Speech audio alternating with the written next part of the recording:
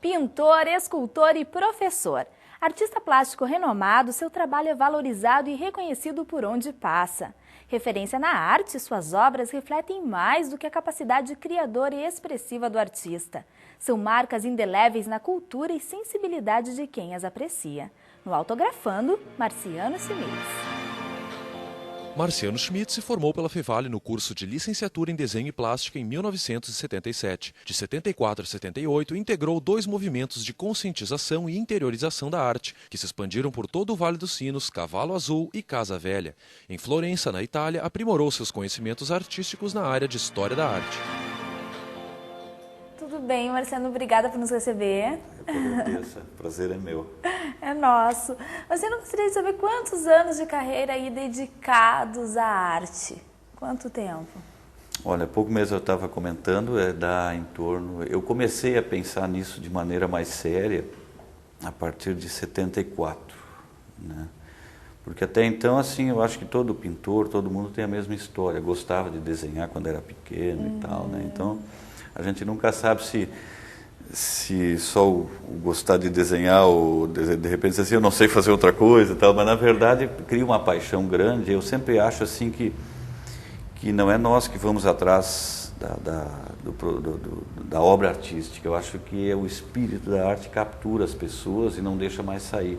Prende. Então é muito difícil uma pessoa que está imbuída disso largar, né? Não dá para largar, é uma coisa que é para sempre, né?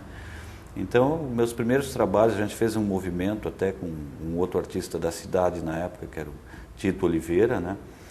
Nós tentamos fazer uma coisa a mais que fosse simplesmente naquela época expor quadros. Nós queríamos criar um discurso, né? Quer dizer, uma ideia, digamos assim, que fosse mais dinâmico que simplesmente expor quadros. E naquela época, embora fosse um pouco difícil, às vezes os grupos intelectuais às vezes eram um pouco trancados, tinha época de ditadura, e até por causa da ditadura, grupos, né, fechados daquela época ainda estava a coisa muito forte. Então a nossa ideia na época era o seguinte, era criar uma linguagem nova, né, em cima da arte, que era, por exemplo, eu estava fazendo surrealismo naquela época, para tu ter uma ideia, já não tenho uma ideia do que falar em surrealismo em 74 na nossa região era falar grego. Hoje é uma coisa tão comum, tão normal, até passei já, né? E então a ideia era criar um novo hábito visual, mostrar que o quadro pode ser um discurso, que uma obra pode ser um discurso e também pode até decorar uma sala, entende? E então nós começamos um movimento chamado Cavalo Azul, que durou entre 74 e 75. Nós tínhamos na época muito apoio do jornal e até uma cobrança. Tinha uma moça que fazia crítica de arte, que era a Ivânia Reicher, fazia crítica de arte no jornal e nos cobrava, né? Então a coisa foi crescendo.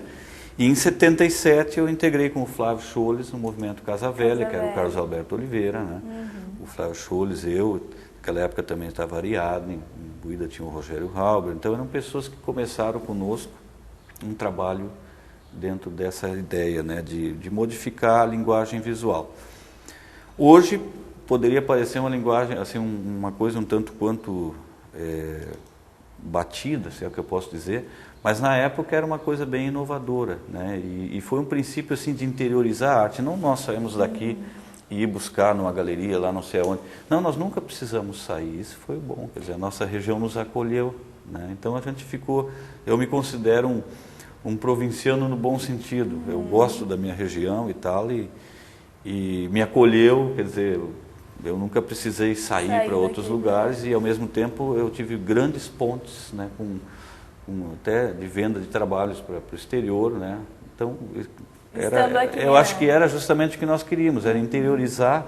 E ter esse reconhecimento, né? Porque a região, Novo Hamburgo, se reconhece muito, né? Como e eu acho que foi um momento muito bom também, porque a nossa região aqui sempre, na época, né?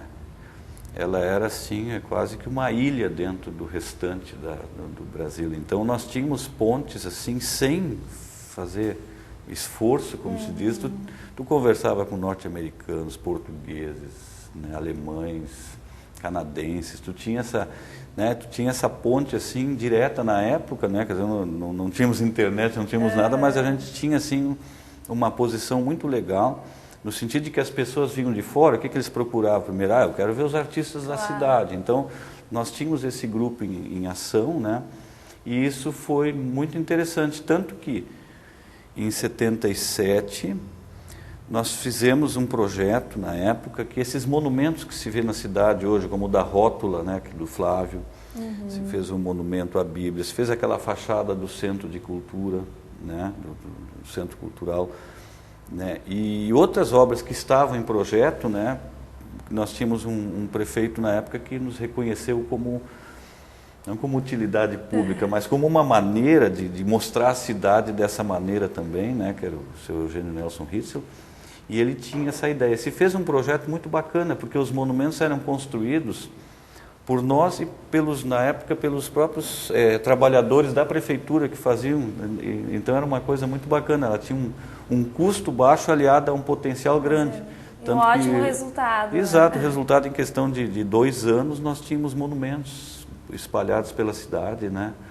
E isso, então, eu considero assim um reconhecimento maior, que foi quando a municipalidade, de uma maneira mais oficial, achou que o nosso trabalho estava valendo, né? E estava investindo na ideia. Que bacana. Né? E isso ali é que a coisa decolou. Posso te dizer que foi aí por 77 que a coisa andou, né? E o movimento Casa Velha durou entre 77 e 78.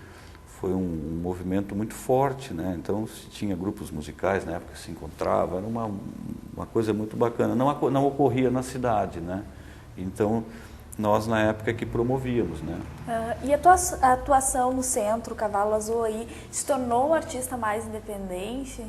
Como que foi? Era difícil, quer dizer, eu na verdade, assim, ó, na época eu estava fazendo o que era então licenciatura em desenho, que era da Faculdade de Belas Artes da Fevale. Eu acho que a faculdade começou em 71, por aí, eu iniciei em 72, né, ainda já fazendo as primeiras exposições. Então, dentro de toda aquela coisa, você imagina, né, aquilo foi crescendo e se tornou uma compulsão quase na época, né? E esse trabalho valeu muito, porque tu tinha o fundamento filosófico da coisa, né?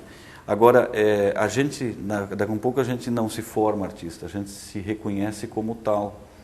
E aí, então, o que vai julgar? Vai julgar a decorrência do teu trabalho, a coerência do que tu faz, né?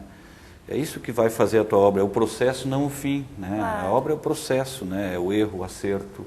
E nesses mais de 30 anos aí de carreira, né, de dedicação, como a gente tinha falado antes, às artes, o que ficou do Marciano e o que se preservou daquele Marciano de 30 anos atrás e o que mudou, o que veio de novo aí? Naquela época, assim, a gente tem saudade daquela época, que era uma época mais, talvez, a primeira idade, né? Quer dizer, naquela época nós estávamos eu estava chegando nos 20 anos, né? Então, tu tinha um desafio, entende? Quer dizer, a gente tinha um desafio e até, às vezes, assim, uma certa resistência em cima, não de nós pessoas, mas em cima da inovação que o trabalho podia propiciar naquela época, inclusive um discurso, muitas vezes, assim, mais socializado, né, em cima de situações sociais, aquilo criava um pouco de embaraço. E, ao mesmo tempo, nos desafiava muito. Então, eu tenho muitas saudades, porque, na verdade, era assim um grupo grande. Depois, a profissionalização te leva ao quê, né? Te leva a desenvolver um trabalho onde tu vai ter que constantemente apurar a tua técnica, isso é a vida inteira, né? A gente leva a vida inteira aprendendo, né? E hoje a bagagem que eu tenho, por exemplo, assim,